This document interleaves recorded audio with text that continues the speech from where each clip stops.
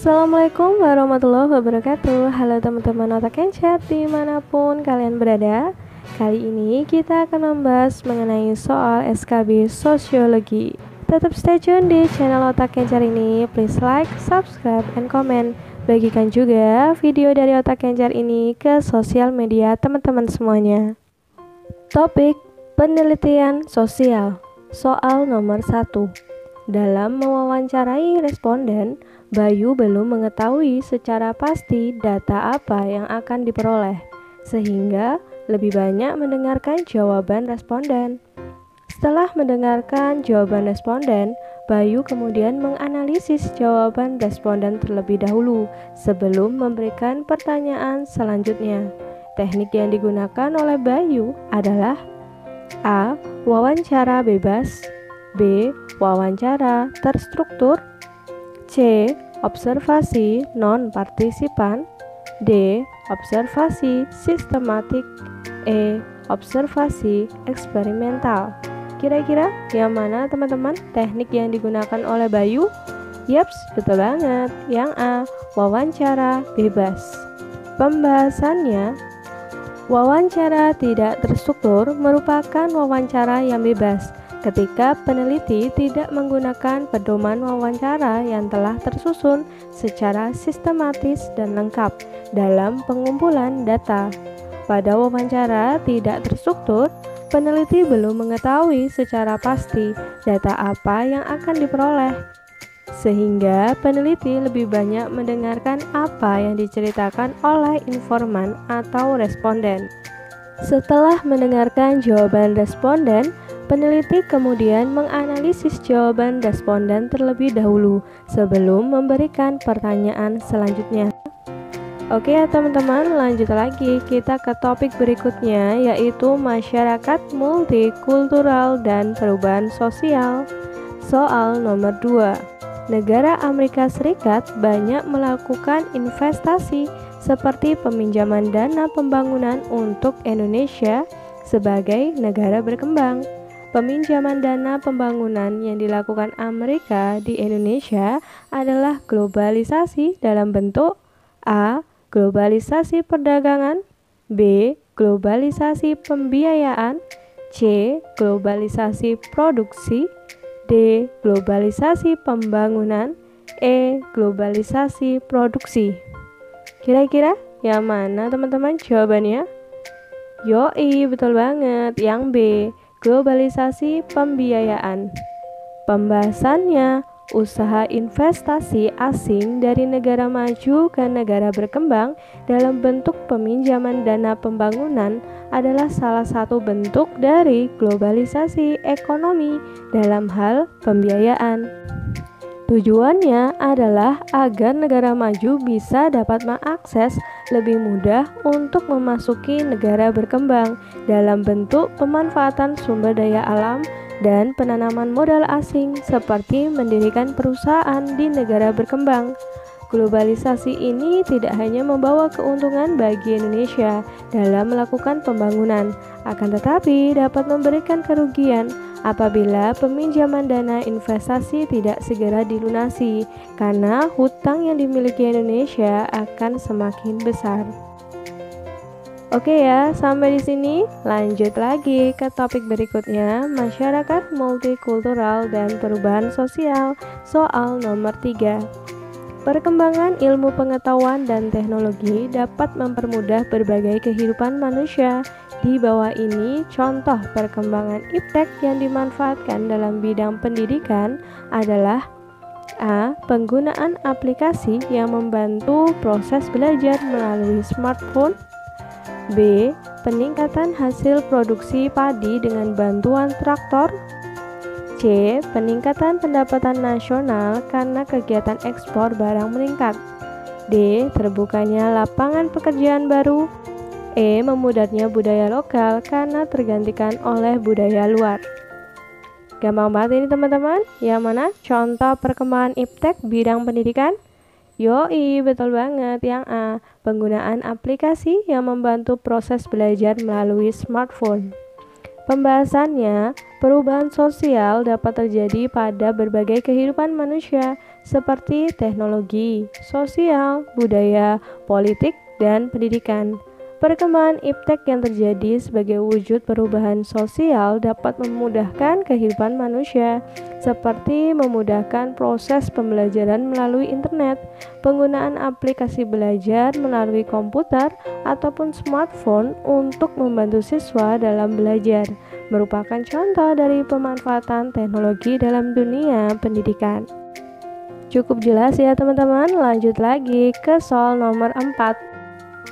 Novel Razik, bocah asal Aceh berusia 15 tahun, mampu menghasilkan energi listrik yang berasal dari pohon kedondong.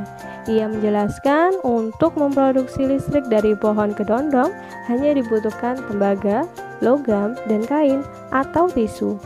Kain atau tisu dipakai untuk melapisi tembaga dan logam. Jika dikembangkan dengan baik, akan bisa menjadi energi alternatif di masa depan.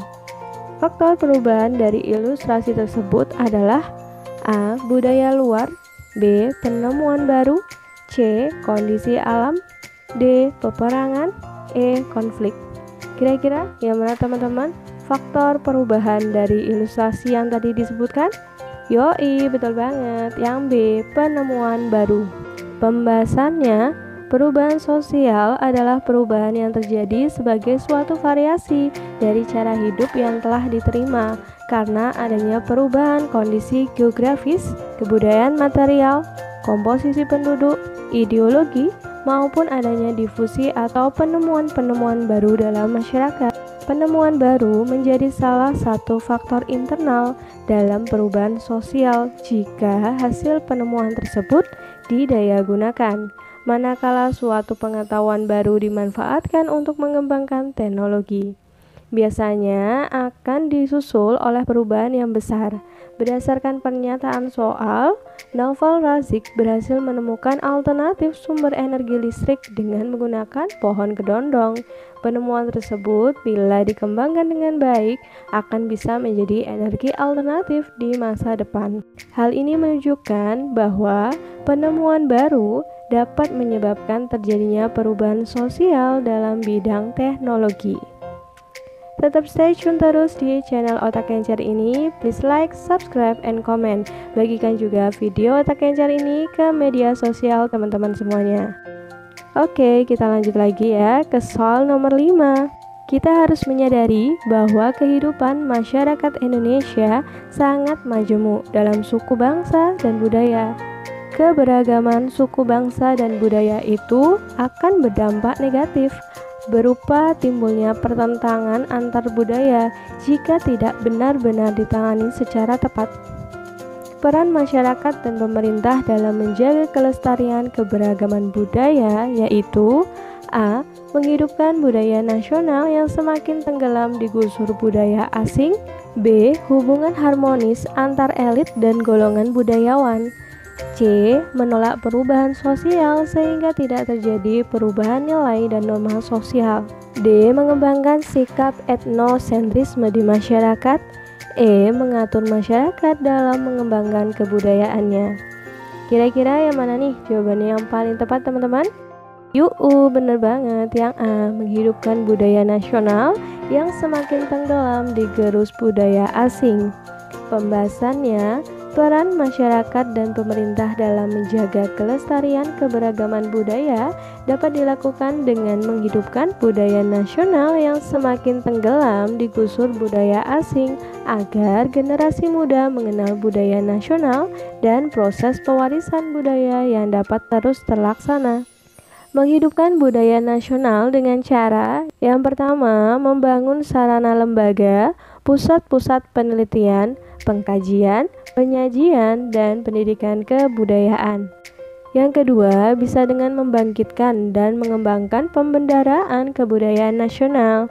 Ketiga, menghasilkan tenaga terdidik melalui jalur pendidikan formal maupun non-formal yang akan mempunyai profesi di bidang kebudayaan, antara lain sebagai seniman, pelaku, pencipta, dan pamong pengembang kebudayaan nasional. Yang keempat, bisa dengan mendorong pendidikan seni budaya melalui jalur non-formal yang diselenggarakan. dalam bentuk-bentuk kegiatan pendidikan kebudayaan di lingkungan keluarga dan masyarakat. Oke ya teman-teman, sampai di sini masih jelas ya. Semisal nanti ada pertanyaan atau ada hal yang ingin didiskusikan atau ada requestan materi dari teman-teman, bisa dituliskan di kolom komentar. Kita ke topik berikutnya, yaitu kehidupan sosial, permasalahan dan solusinya. Soal nomor 6. Jika di masa lalu banyak pengangguran disebabkan oleh rendahnya tingkat pendidikan yang ditempuh serta sedikitnya ketersediaan lapangan pekerjaan, dewasa ini di Indonesia terjadi sebaliknya. Pengangguran yang terjadi sebagian besar dari angkatan kerja yang sudah menempuh tingkat SLTA maupun tingkat perguruan tinggi. Pengangguran ini sering disebut dengan pengangguran terdidik. Jumlah terbesar pengangguran terdidik di Indonesia ada di kota-kota besar. Salah satu cara agar berkurangnya pengangguran terdidik adalah A. Menumbuhkan jiwa kewirausahaan melalui pelatihan soft skill maupun seminar nasional. B. Membuka lowongan CPNS di setiap provinsi. C. Menekan pertumbuhan penduduk yang cepat dengan program KB. D. Pemerintah membuka job fair rutin di kota-kota besar untuk menjaring tenaga kerja. E. Terbatasnya daya serap di sektor formal dan banyaknya sarjana. Kira-kira yang mana nih teman-teman? Cara agar berkurangnya pengangguran terdidik? Betul banget, yang A gitu ya. Menumbuhkan jiwa kewirausahaan melalui pelatihan soft skill maupun seminar nasional. Pembahasannya, salah satu manfaat pendidikan kewirausahaan melalui pelatihan soft skill dapat menumbuhkan bahkan meningkatkan kemampuan menciptakan sesuatu yang baru dan berbeda melalui berpikir kreatif dan inovatif. Hal ini bertujuan agar para tenaga kerja terdidik tidak hanya memiliki kecakapan dalam hal akademis, tetapi memiliki jiwa kewirausahaan untuk dapat mengembangkan suatu usaha yang bernilai guna. Dengan demikian, pengangguran terdidik yang ada di kota-kota besar dapat diminimalisasi. Oke ya, lanjut lagi, kita ke soal nomor 7.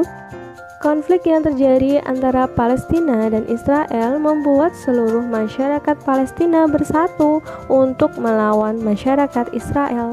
Faktor pendorong integrasi sosial pada ilustrasi tersebut adalah A. Adanya toleransi terhadap kebudayaan berbeda. B. Terjadinya amalgamasi. C. Memiliki unsur kebudayaan yang sama sekali berbeda. D. Sikap masyarakat yang mengagungkan budaya sendiri. E. Adanya musuh bersama dari luar. Kira-kira yang mana teman-teman faktor pendorong integrasi sosial pada ilustrasi tersebut? Betul banget, yang E. Adanya musuh bersama dari luar. Pembahasannya, integrasi adalah proses penyesuaian unsur-unsur yang berbeda dalam masyarakat sehingga menjadi satu kesatuan. Salah satu faktor pendorong integrasi sosial yaitu adanya musuh bersama dari luar. Konflik yang terjadi antara Palestina dengan Israel membuat seluruh masyarakat Palestina bersatu untuk melawan Israel. Dalam keadaan konflik atau perang, berbagai kelompok dan golongan yang berbeda dalam masyarakat Palestina akan melepaskan atribut perbedaannya dan bersama-sama menghadapi musuh tersebut.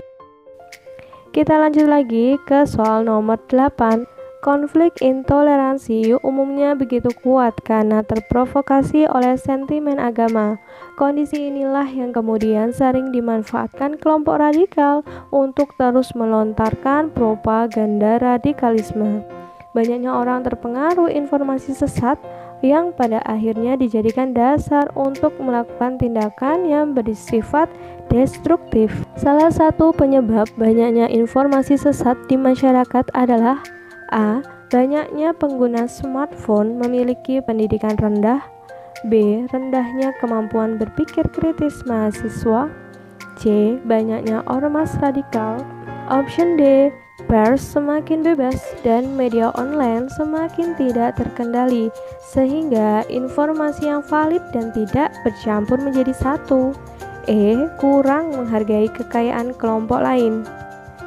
Kira-kira yang mana nih teman-teman penyebabnya? Yoi, betul banget. Yang D, pers semakin bebas dan media online semakin tidak terkendali, sehingga informasi yang valid dan tidak bercampur menjadi satu. Pembahasannya, akibat ujaran kebencian begitu masif terjadi di mana-mana, seseorang bisa dengan mudah membenci orang lain hanya karena berbeda pendapat. Kondisi inilah yang kemudian sering dimanfaatkan kelompok radikal untuk terus melontarkan propaganda radikalisme. Kita ke soal nomor 9. Ketua RT mempertemukan dua orang warga yang sedang berselisih sejak sebulan terakhir karena permasalahan sampah dan meminta mereka untuk saling memaafkan. Karena ketua RT termasuk warga senior, maka dua orang berselisih mengikuti keputusan Pak RT. Bentuk akomodasi yang diperankan oleh ketua RT adalah A. Mediasi, B. Koersi, C. Konsolidasi, D. Arbitrasi, E. Adjudikasi. Kira-kira yang mana teman-teman jawaban yang paling tepat? Nanti untuk tiap videonya bisa teman-teman pause terlebih dahulu gitu ya, untuk memikirkan jawabannya. Kalau udah dapat baru dilanjut. Oke, kira-kira yang mana? Betul banget, yang D. Arbitrasi. Pembahasannya, penyelesaian konflik dimaksudkan untuk meredam ketegangan konflik yang bersitegang. Arbitrasi merupakan suatu pengendalian atau penyelesaian konflik yang menunjuk pihak ketiga untuk memutuskan konflik atau pertentangan tersebut. Dalam bentuk ini, pihak yang bertikai berusaha untuk mencari pihak ketiga untuk mengendalikan konflik tersebut. Dalam soal, pihak ketiga yang menyelesaikan konflik adalah ketua RT.